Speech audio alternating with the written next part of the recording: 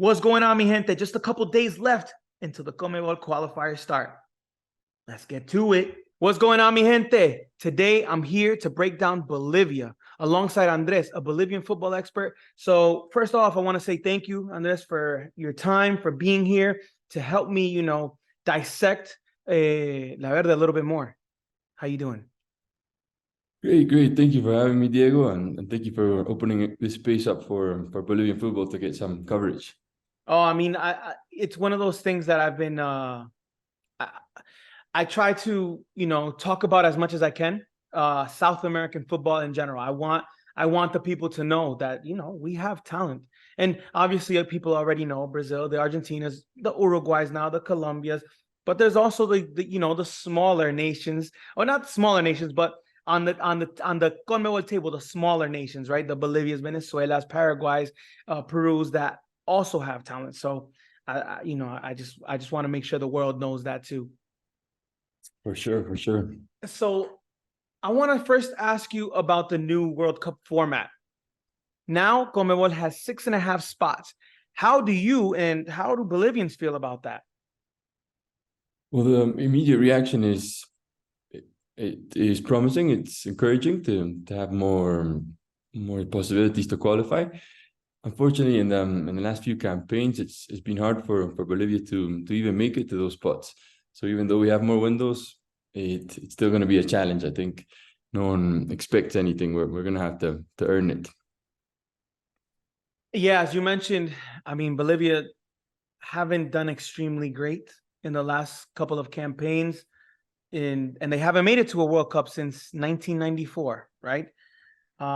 What needs to change? What needs to be done to at least get now to that 6-7 spot that would potentially put you in the World Cup 2026 World Cup? Where to start? There's quite a lot going on at the moment, with National League being suspended due to alleged match fixing.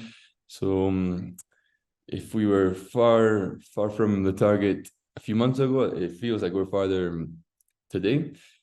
But at the same time, kids are playing, and there is talent there, and football is a tricky game. You never know what might happen on the pitch. It's 11 versus 11, so if we manage to field teams that can compete, we'll be up there. But there is a lot in terms of infrastructure and in terms of development of players. Just simply having quality pitches, there is a lot to work on. That's one thing that, I kind of was looking into, right? I think that there is talent in Bolivia, and seeing from, speaking to many different people, I've heard about, some talents here and there. However, I feel like the one big strong part that Bolivia had was always their home court advantage, right? When you went to play in Bolivia, it was almost a given that you were gonna lose or tie, because it's very tough to play in altitude. But I feel like over the last couple of campaigns, some teams have started to get better at it or figure out a way to get some points in Bolivia. Why do you think that is? I think it might be a combination of factors there. Mainly that in the last few years, the national team has been going through a transition. So we've actually been fielding more young players, which is good for the game in the long term. But perhaps we haven't had that experienced altitude team playing consistently throughout playoff games and Copa America abroad. So I think it's a combination of those two factors. Hopefully, over time, players who play in altitude will become more experienced and will be more competitive here. But we have lost some of the edge up here in La Paz.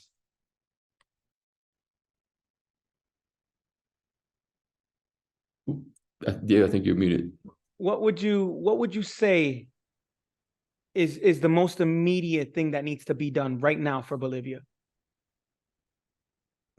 This issue with the national league is the most pressing issue, because we need our players to play, and at the moment the league is suspended.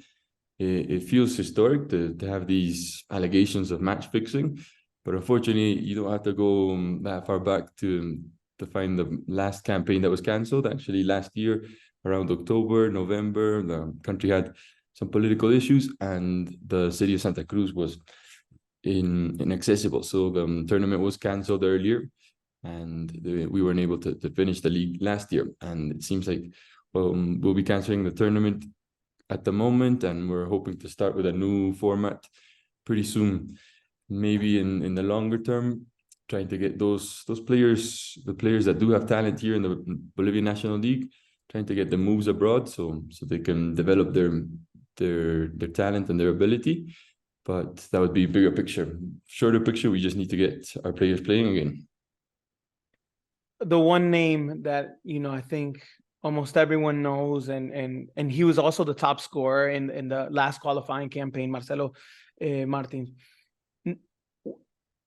is a very important factor, right? And now obviously he's getting older to the point where, you know, you need to renovate, you need to bring in the youngsters. What are the names to look out for in this Bolivia squad now? Just a quick shout out to Marcelo. I think it's still very valuable to have him in play, and his experience will definitely help young players around him. The fact that he's a number 9 means that his physicality can still compete at this age. So I think it's good to have him on board for as long as we can. We do have lots of young players. I'd like to also give a shout out to an academy here in Bolivia called Bolivia 2022, which is a project that started roughly around 10-12 years ago. And its objective was actually to help Bolivia qualify to the World Cup in 2022. They brought a coach from Barcelona, Jordi Mola, and he implemented a specific structure and system that has proven to be very successful, because players from this academy have been able to acquire moves to leagues in Brazil, for example. You might have heard of the name Miguel Terceros, Miguelito. He tends to be the biggest name at the moment, the most excitement around the young player that we've had.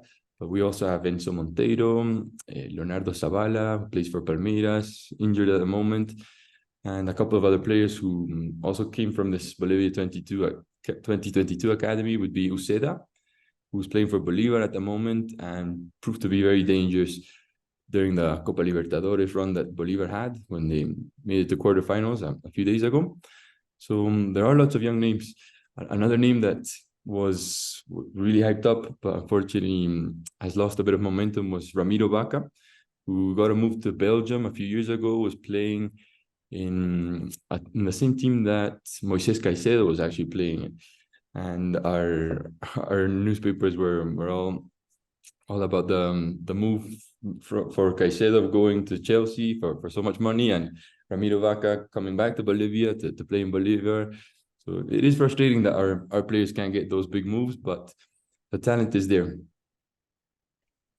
Realistically, right? Where can you see this Bolivia side in the table, you know, come 2025, 2026, when it's the end of the qualifying campaign?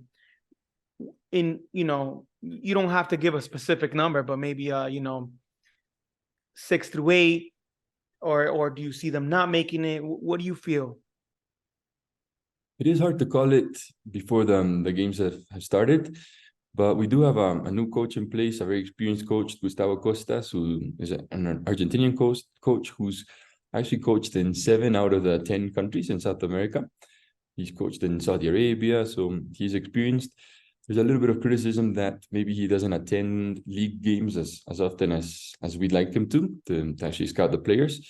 And his last call-up, the current selection of Bolivia, has 48 players. So you can tell that he's still trying to make up his mind and find the right team.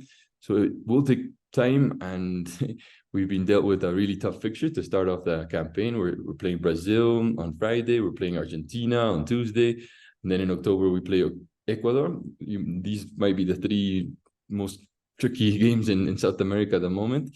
So it will take time, but if we start getting points here and there against the nations we're competing with, in Paraguay, Venezuela, Peru, Chile, then anything can happen. But it's going to be a tough start for sure. If you could tell me, I don't know if maybe you could say what 3 teams you think are on that bottom totem pole in CONMEBOL, right? Or what three teams are challenging for those spots that are not going to make it? Is there any three teams that come to light that you think they're not doing that great? I don't know. Well, I think at the top of most people's mind, you'll get the three teams that haven't qualified for a World Cup in quite a while, which are Venezuela, Bolivia, and Paraguay. Even though Paraguay are developing and they have players playing in the top leagues, I think the last time they were up there was in 2006 in Germany. So I guess amongst those teams, but you can also add Peru and Chile to the mix, who haven't been as consistent. They've had really good runs qualifying to the World Cup, winning Copa Americas, but I don't see them as strong as they were at certain stages. So in between those five teams, anything could happen. The rest do have a different caliber. Perfect. Andres, I want to thank you for your time and for helping me break down Bolivia and getting a little bit of an insight into La Verde and what we may see in this qualifying campaign. So I want to leave this last minute for your last thoughts and for you to give the people where they can find you, where they can, follow you so we can stay on top of Bolivia in this qualifying campaign. Thank you once again, Diego, for the time. I just want to say that we'll be seeing a new generation of players incoming from Bolivia, so keep an eye on them and an open mind, because they need time, they need patience, and hopefully we'll be talking soon at a better stage in Bolivian football, perhaps fighting or competing for one of those spots. And if anyone wants to get in touch with me, they can always reach out to you. You've got my phone number, and they can find me on Twitter as @mendezd. Perfect. You guys heard it here first. We just broke down Bolivia. We got the rest of the CONMEBOL nations. So don't forget to follow, subscribe, comment, like. We'll see you on the next one.